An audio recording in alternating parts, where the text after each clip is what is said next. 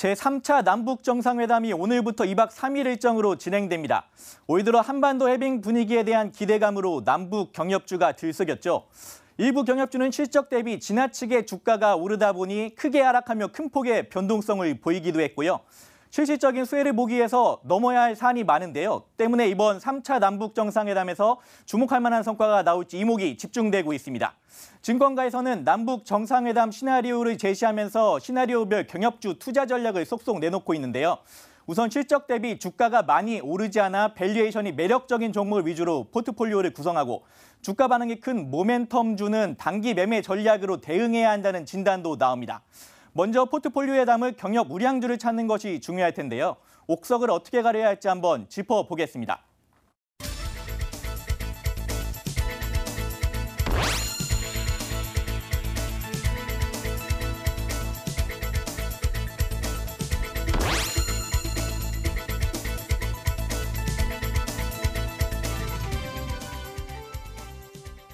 예, 앞에서도 전해드린 것처럼 남북 정상회담이 지금 진행이 되고 있는데요. 과연 이걸 통해서 우리 시장도 다시 한번 좀 해빙 무드와 함께 좀 레벨업 할 수 있을지 앞으로 그 전망들도 살펴보도록 하겠습니다.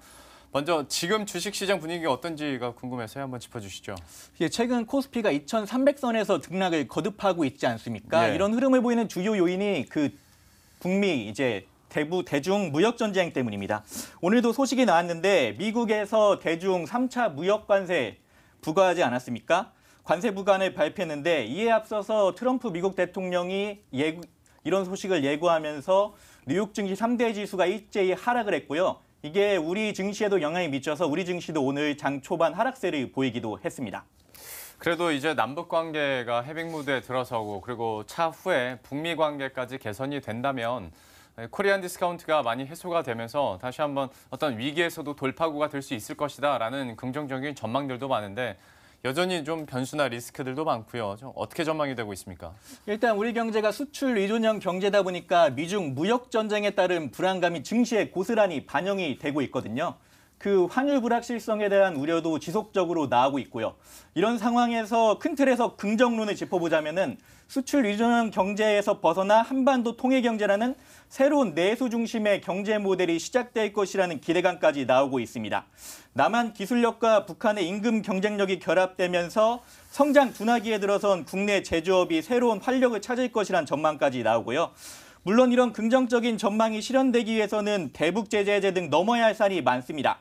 그리고 우리나라만 경제 협력의 소외를 받을 것인지에 대해서도 짚어봐야 한다는 시각도 제시가 되거든요. 과거 독일 통일과의 차이점으로 다른 나라와의 복잡한 이해관계가 꼽히고 있습니다.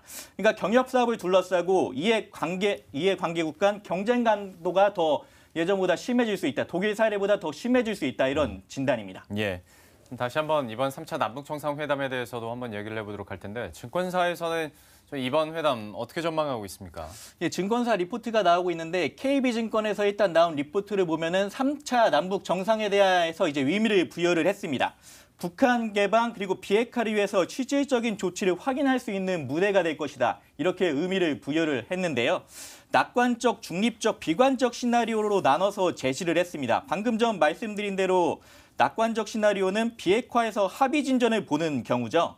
비핵화가 합의문에는 실리는 것은 쉽지 않겠지만 구두 합의 정도만 있어도 긍정적인 시나리오로 볼 수 있다는 겁니다. 이 경우에는 이제 정상회담 합의가 실질적인 북미 간 대화로 연결될 수 있다는 전망이고요.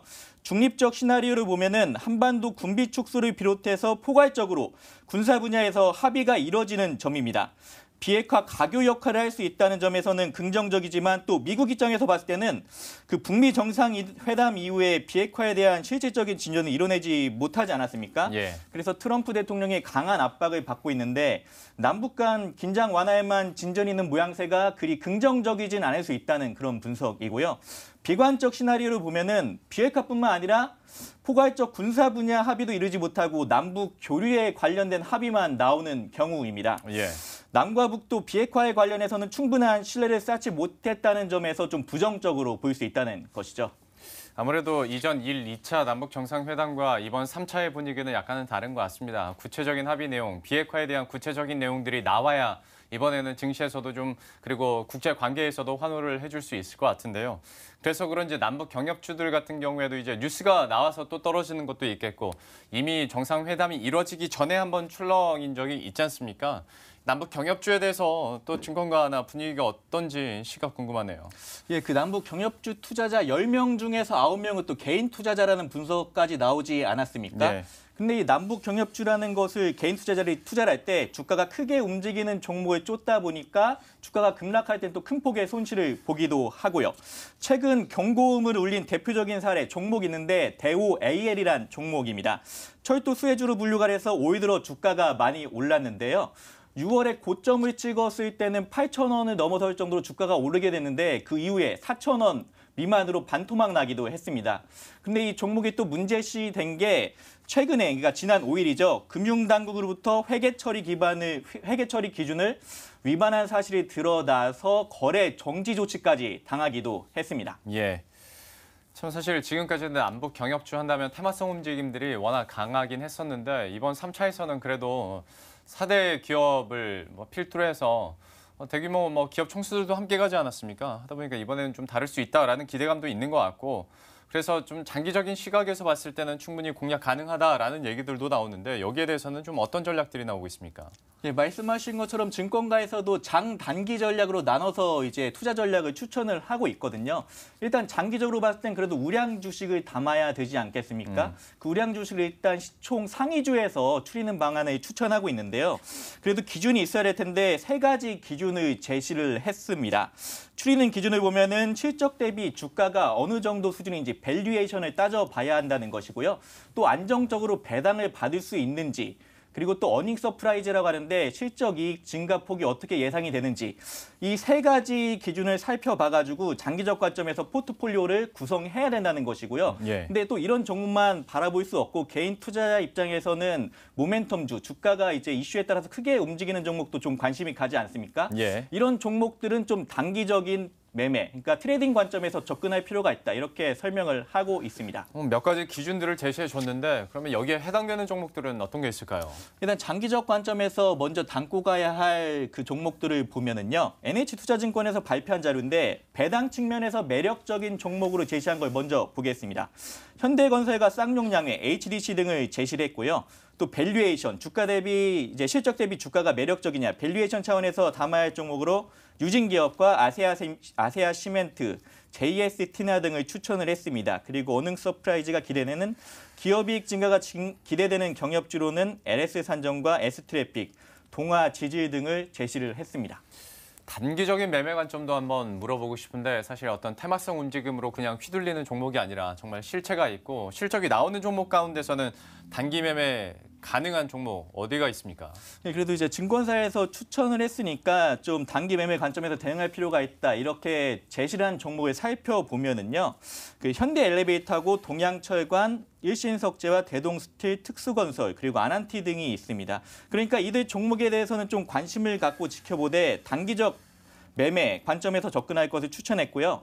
앞서 말씀드린 우량주들은 코어 전략이라고 해서 포트폴리오의 주축을 이루는 식으로 구성하고 이 모멘텀주, 단기적인 움직임이 큰 종목들은 그 위성 전략이라고 해서 간간히 이제 단기 매매 전략으로 투자를 해야 된다. 이런 식으로 투자할 것을, 대응할 것을 이렇게 추천을 하고 있습니다. 예.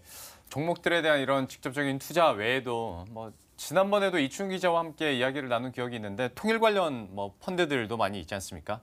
요즘에는 중국까지 합쳐서 이렇게 펀드를 만들기도 한다고 하는데 하다 보니까 증권사별로 각각 색다른 전략들을 세우고 있는 것 같고 좀 여기에 대해서는 어떻게 공략해 볼 수 있을까요? 예, 통일 펀드가 현재 시중에 7개 정도 나와 있습니다. 그런데 예. 이 중에 일부 펀드들은 올 들어서 마이너스 수익률을 또 기록을 하고 있거든요. 그런데 이렇게 남북 정상등 이벤트가 이어지면서 또 투자자들의 경협주에 대한 관심이 있고 이런 수요에 맞춰서 운용사들이 줄줄이 통일 펀드를 출시를 하고 있는데요. 앞서 출시가 예정된 펀드 중에 대신자산운용의 통일 펀드가 있습니다. 그런데 이 펀드에서 강조하는 것이 앞서서 그렇게 경협주들이 크게 출렁이다 보니까 경협주 중에서도 가치주를 찾아야 된다 이렇게 강조를 하고 있거든요. 이런 가치주를 발굴하는 방법 중에서 계량적 분석, 퀀트 기법으로 발굴을 해야 된다 이렇게 강조를 하고 있습니다. 예. 그러니까 투자 기업의 내재 가치가 높은지 어떻게 평가하냐 3가지 지표를 제시했는데요. 많이 아시는 그 주가 대비 순이익 비율, PER, 것도 제시를 했고요. 또 PBR이라고 주가 대비해서 순자산이 어느 정도 수준이냐. 그러니까 순자산 대비 주가가 어느 정도 수준이냐가 따지는 PBR도 제시를 했고 또 에비타라고 해서 이제 법인세 이자, 감가상각비, 차감전 영업이익 이런 것도 적용을 해서 이 세 가지 지표를 활용해 가지고 경영 가치주를 발굴하겠다 이렇게 목표를 제시를 하고 있습니다. 자, 이렇게 뭐 통일 펀드들에 대해서도 얘기를 해줬는데 앞서서 제가 질문 드리면서 요즘에는 이제 중국까지 포함해서 전략을 짠다고 했지 않습니까? 실제로 이런 상품들이 나오고 있죠. 예, 그런 전략을 담은 이제 통일 펀드도 출시가 될 예정인데요. 예. 말씀하신 것처럼 남북 경협에 따른 수혜는 우리나라만 독식하지 않는다 이런 판단에 따른 것입니다. 그럼 해외 주식을 봐야 되는데 어디냐면 바로 중국이죠. 그래서 신한 BNP 자산운용도 통일 펀드를 출시할 예정인데 전체 포트폴리오의 10% 정도는 중국 주식을 담을 예정이고요. 그리고 범중국 관련주라고 해서 요즘에 범중국 관련주에 대한 증권사의 그 투자 전략이 제시되기도 합니다. 우리 증시에 상장된 기업 중에서 중국 관련 소비주가 제시가 되는데요. 북한의 비핵화 조치가 남북미 종전 선언으로 연결된다면 여기에 중국도 동참을 할 가능성이 높고요. 그러면 사드 도입에 따른 보복 조치 등이 해제될 가능성이 높다는 것이죠. 그런데 이제 사실상 한류, 그러니까 그런 보복 조치들을 보면은 한류 콘텐츠 수입을 금지한 한한령이 있고요. 또 전기차 배터리 보조금 문제 등도 있고 중국 단체 관광객 이런 금지 조치 등이 있는데 이런 것이 해결될 수 있는 여지가 크다. 이래서 범중국 관련 소비주도 지켜봐야 된다. 이렇게 증권가에서 추천을 하고 있습니다. 예, 이렇게 해서 남북 경협과 관련된 내용 이충규 기자와 함께 살펴봤습니다. 고맙습니다. 감사합니다.